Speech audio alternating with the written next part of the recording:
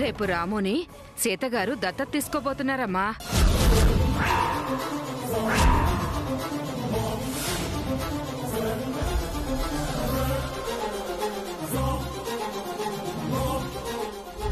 చాలా మంచి పని చేసావాయా. మరి నాకు ముట్ట చెప్తానన్నది ఆశ్రమానికి వచ్చినప్పుడు ఇస్తాను, సరేనా? అవునమ్మా, వాళ్ల వివరాలు మీకు తెలిస్తే మీకొచ్చే లాభం ఏంటమ్మా? బా, అవన్నీ నీకు చెప్పేవి కాదులే, ఉంటాను. సరేనమ్మా. నాకెందుకు? నీ కన్న కొడుకుని నువ్వు దత్తత తీసుకుందాం అనుకుంటున్నావా అక్క? అది నేనేలా జరగనిస్తాను.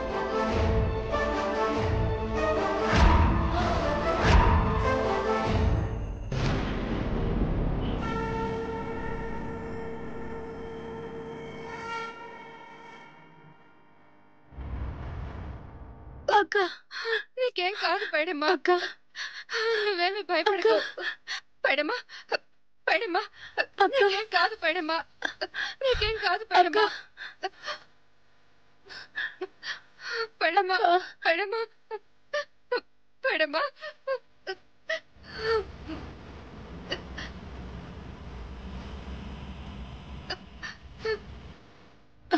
పైడమ్మా, నీకేం కాదు పైడమ్మా. డాక్టర్ని తొందరగా పిలవండి. Doctor, doctor. అక్క, నేను చేసిన పాపమే నన్ను ఈ స్థితికి తీసుకొచ్చింది. నేను బతుకుతానో లేదో కూడా తెలీదు. నేను పోయేలోపు చేసిన తప్పుకి కొంచెమైనా ప్రాయశ్చిత్తం చేసుకోవాలి. నాకు ఒక సాయం చేస్తావా? నీకేం కాదు పైడమ్మా, అలా మాట్లాడుతూ. లేదక్క, నేను ఒక ఆడదాన్ని అయ్యుండి మరొక ఆడదాని పట్ల క్షమించరాని నేరం చేశాను. ఆ పాపాన్ని కొంచెమైనా కడిగేసుకోవాలి. వెంటనే సీతగారిని ఒకసారి ఇక్కడికి తీసుకొస్తావా అక్క? సీతగారంటే రామరాజు గారి భార్య అక్క. ఇప్పుడు అమ్మ అనాథాశ్రమంలో టీచర్గా పనిచేస్తున్నారు. ప్లీజ్ అక్క, అర్జెంట్ అక్క. అలాగేనమ్మా, ఇప్పుడే వెళ్ళి తీసుకొస్తాను. నీకేం కాదు, నువ్వు ప్రశాంతంగా ఉండు. డాక్టర్, మా చెల్లి డాక్టర్, ప్లీజ్ డాక్టర్ చెక్ చేయండి. అక్క, నువ్వు వెళ్ళి సీత గారిని తీసుకురా. అలాగేనమ్మా, ఇప్పుడే వెళ్తాను.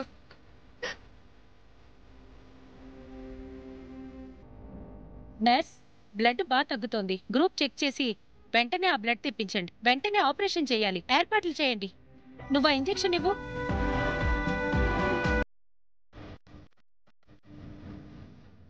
హలో పంతులు గారు, దత్తత స్వీకారానికి ఏర్పాట్లన్నీ పూర్తయినట్టేనా? మేము బయలుదేరి రావచ్చా? మీకు కావాల్సినవన్నీ వచ్చాయా? ఇంకేమైనా కావాలా?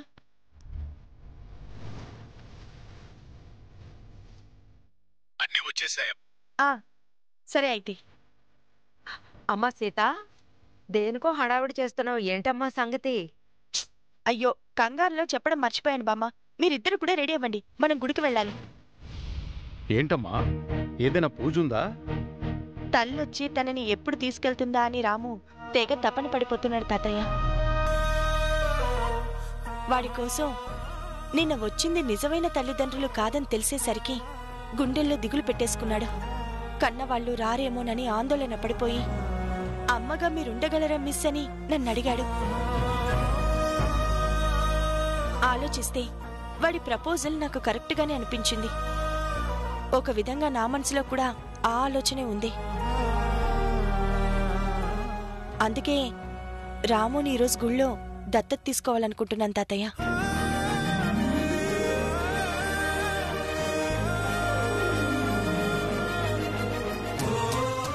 చాలా మంచి పని చేస్తున్నావమ్మా. రాముకి అమ్మ ఉన్నట్టు ఉంటుంది. ఇన్నేళ్లుగా నీ గుండెల్లో ఉన్న బాధ కాస్త దిగినట్టుగా ఉంటుంది. సరే, మీరు వెళ్ళి రెడీ అవ్వండి, నేను కూడా రెడీ అయ్యి వస్తాను. అలాగేనమ్మా. ఒసే ముసిలి, అలా నిలబడ్డావేంటి?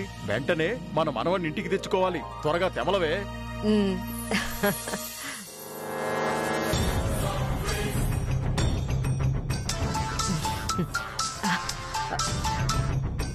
హలో బామ్మ, నేను దాక్షాయిని. అక్క ఫోన్ కలవడం లేదు. తన ఇంట్లోనే ఉందా? ఉందమ్మా, గుడికి వెళ్ళడానికి తయారవుతోంది. మీకు చెప్పిందో లేదో, ఈ రోజు మీ అక్క ఆశ్రమంలో ఉన్న రాముని దత్తత తీసుకుంటోంది. అవునా అమ్మమ్మ? ఎంత మంచి వార్త చెప్పావు. పాపమక్క 7 ఏళ్లు గడిచినా ఇంకా బాబు దూరమయ్యాడన్న బాధ నుంచి బయటపడలేకపోతుంది. అవునమ్మా.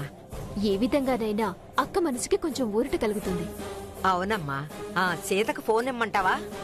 వద్దులే బామ్మ. అక్కని రెడీ అవ్వనివ్వండి. దత్తత కార్యక్రమానికి నేను కూడా రావచ్చా బామ్మ? అదేంటమ్మా రావచ్చా అని అడుగుతావు? మీ అక్క పిల్లాన్ని దత్తత తీసుకుంటుంటే చెల్లెలి నువ్వు రావడంలో తప్పే ఉంది. ఏ గుడి బామ్మ? అదే మన ఊరు రామాలయం అమ్మా.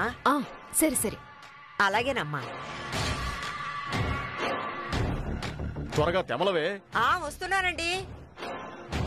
నీ కొడుకుతో నిన్ను అమ్మా అని పిలిపించే అవకాశం నీకివ్వనక్క.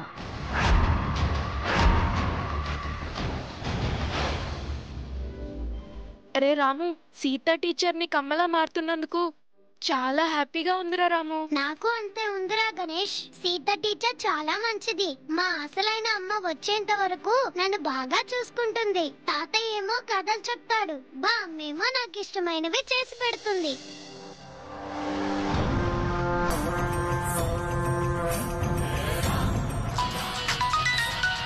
ఎవరు వెంటనే ఫోన్ చేస్తున్నారు?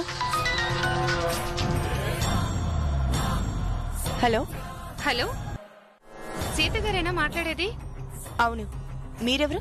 మిమ్మల్ని అర్జెంటుగా ఒకసారి కలవాలి మేడం. మీరెక్కడున్నారు? నేనొక ముఖ్యమైన కార్యక్రమం కోసం గుళ్ళో ఉన్నాను. నాకిప్పుడు కుదరదు. సాయంత్రం ఒకసారి ఫోన్ చేసి కలవండి. మేడం మేడం మేడం, ఏంటండి? ప్లీజ్ మేడం, నాకంత టైం లేదు మేడం. నా బాధను అర్థం చేసుకోండి మేడం. మీరెక్కడున్నారో చెప్తే వెంటనే వచ్చి కలుస్తాను మేడం. చాలా ఇంపార్టెంట్ మేడం. సరే, శివాలయానికి రండి. ఓకే మేడం, వస్తున్నాను మేడం.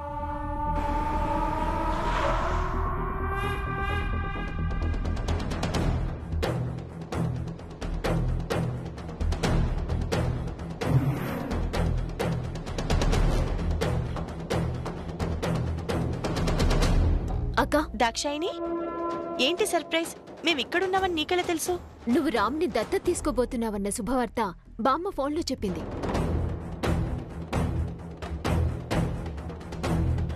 నువ్వింత మంచి పని చేస్తున్నావని తెలిసేసరికి ఉండబట్టలేక ఇంట్లో కూడా ఎవరికి చెప్పకుండా వచ్చేశాను. నువ్విలా చనువు తీసుకొని రావడం నాకు చాలా సంతోషంగా ఉంది దాక్షాయిని. ఒరే రాము, సీతక్క లాంటి మంచి మనిషి నిన్ను దత్తత తీసుకోవడం నీ అదృష్టం రా.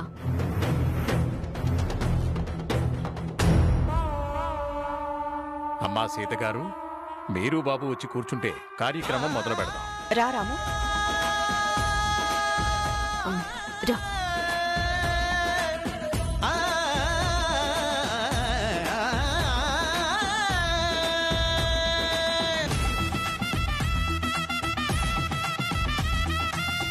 వీడి వీపు మీద పుట్టుమచ్చున్నది గమనించారంటే ఇంక పనైపోయినట్టే. ఈ రాముగాడి భుజం మీద టవల్ వేశారు. ఏ క్షణానైనా అది పక్కకు జరిగి సీతక్క పుట్టుమచ్చి చూసిందంటే నా పనైపోయినట్టే.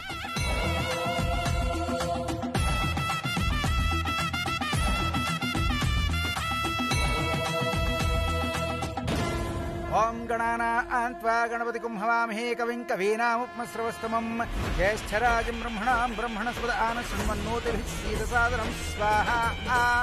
ఓం త్రయంబకం యజామహే సుగంధిం పుష్టివర్ధనముర్వారుకమివ బంధనాన్. బాబు బాబు, తొందరగా పోనివ్వు. ముక్షీయమామృతాత్ స్వాహా. ఓం గం గణపతే నమః స్వాహా. ఓం గం గణపతే నమః స్వాహ ఓం ఐం హ్రీం శ్రీం శ్రీం శ్రీమాత్రే నమః స్వాహ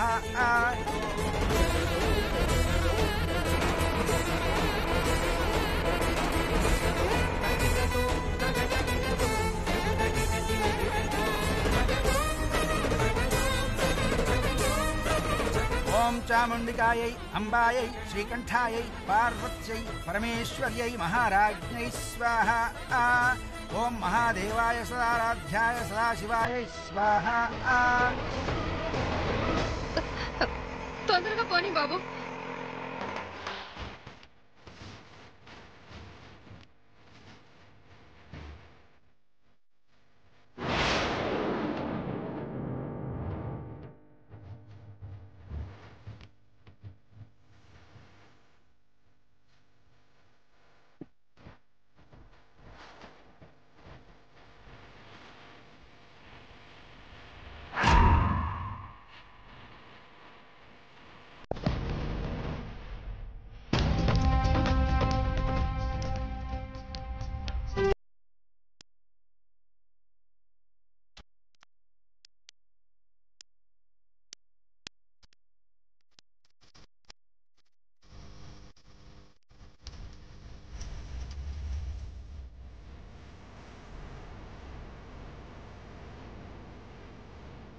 ఓం త్రయంబకం యజామహే సుగంధిం పుష్టివర్ధనమురువారుకమివ బంధనాన్ మృత్యోర్ముక్షీయమామృతాత్ సీతగారు, సీతగారు.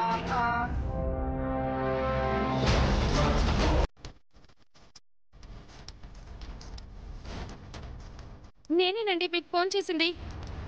ఒక 10 నిమిషాలు అలా కూర్చోండి, కార్యక్రమం పూర్తయ్యాక మాట్లాడతాను. మేడం, నా స్నేహితురాలు చావు బతుకుల మధ్యలో హాస్పిటల్లో ఉంది మేడం. వెంటనే మిమ్మల్ని కలిసి మీకు నిజం చెప్పాలనుకుంటుంది మేడం.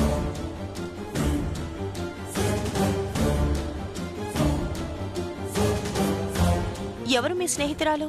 7 ఏళ్ల క్రితం డెలివరీ కోసం మీరు హాస్పిటల్లో జాయిన్ అయినప్పుడు మీకు పురుడు పోసింది కదమ్మా, నర్సు పైడమ్మా.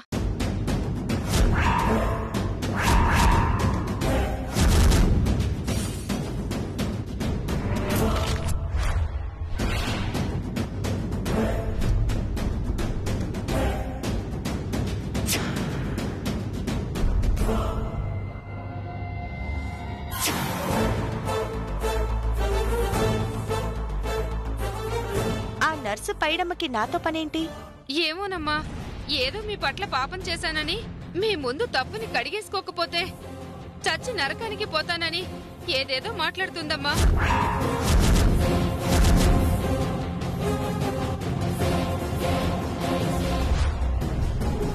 అసలు విషయం చెప్పట్లేదు. ప్లీజ్ మేడం, సమయం లేదు, తొందరగా వెళ్దాం. రండి మేడం.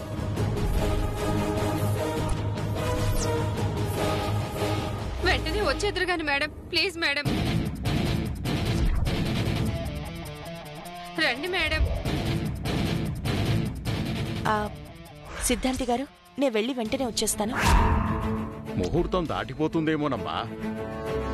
అవతల ఒక మనిషి ప్రాణం పోతుంది అంటున్నారు కదా, వెంటనే వచ్చేస్తాను.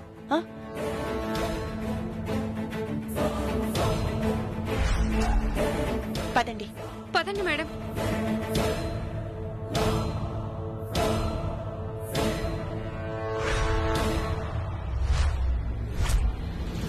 ఆవిడ ఇంత అర్జెంటుగా సీతక్కని రమ్మనడం, పాపాన్ని కడిగేసుకోవాలని మాట్లాడడం చూస్తుంటే 7 ఏళ్ల క్రితం నాటి నిజాన్ని, నా పేరుని బయటపెట్టి నా కొంప ముంచేలా ఉంది.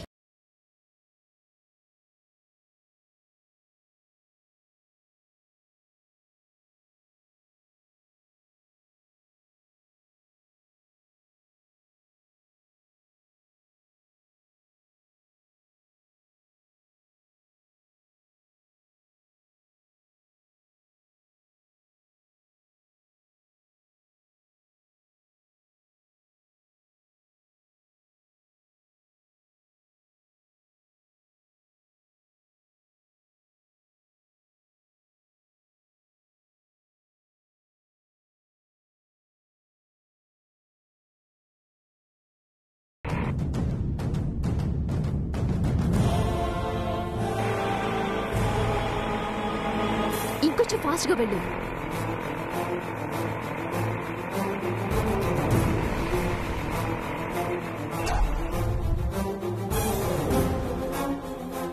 ఇదిగో.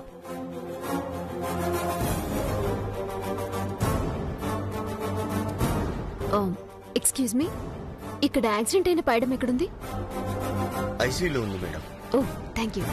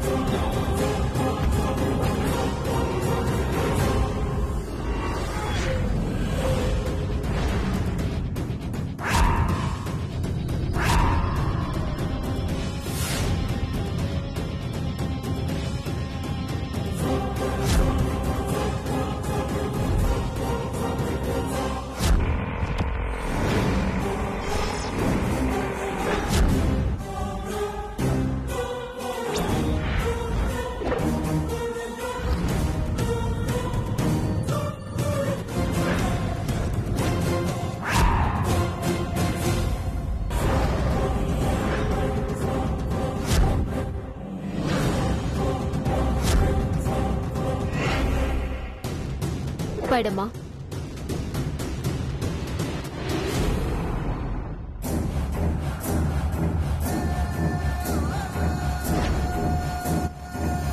పైడమ్మా, పైడమ్మా.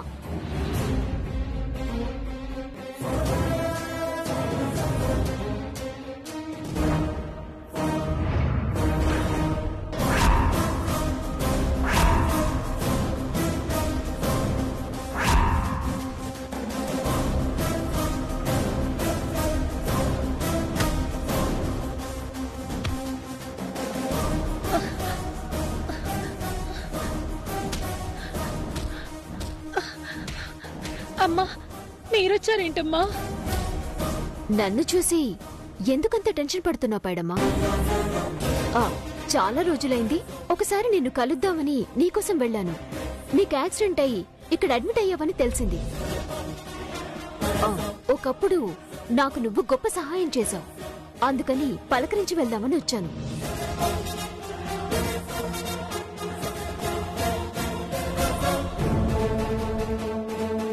ఎస్, నన్ను చూడగానే ఇది ఇంత కంగారు పడింది అంటే నేనడిగితే సీతక్కని పిలిచిన కారణం అస్సలు చెప్పదు.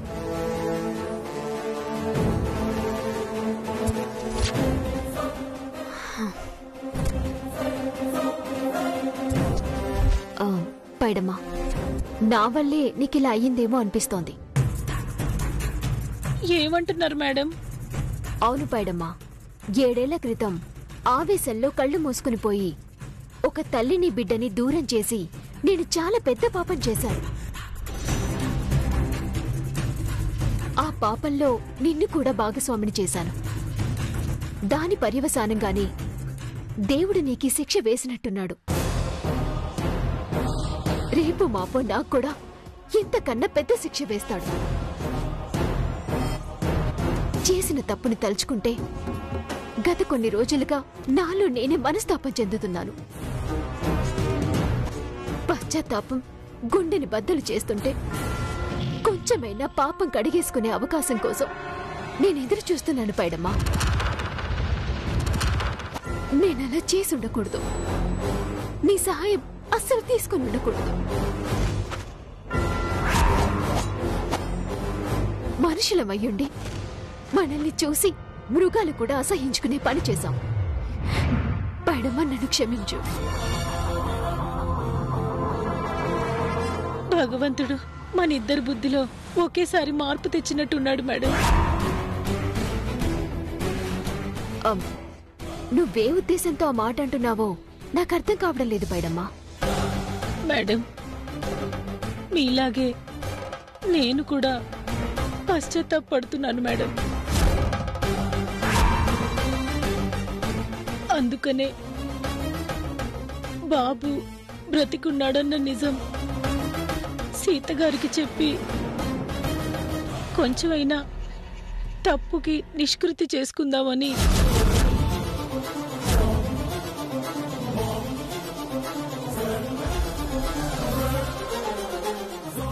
ఆవిడ్ని ఇక్కడికి రమ్మని కబురు చేశాను మేడం.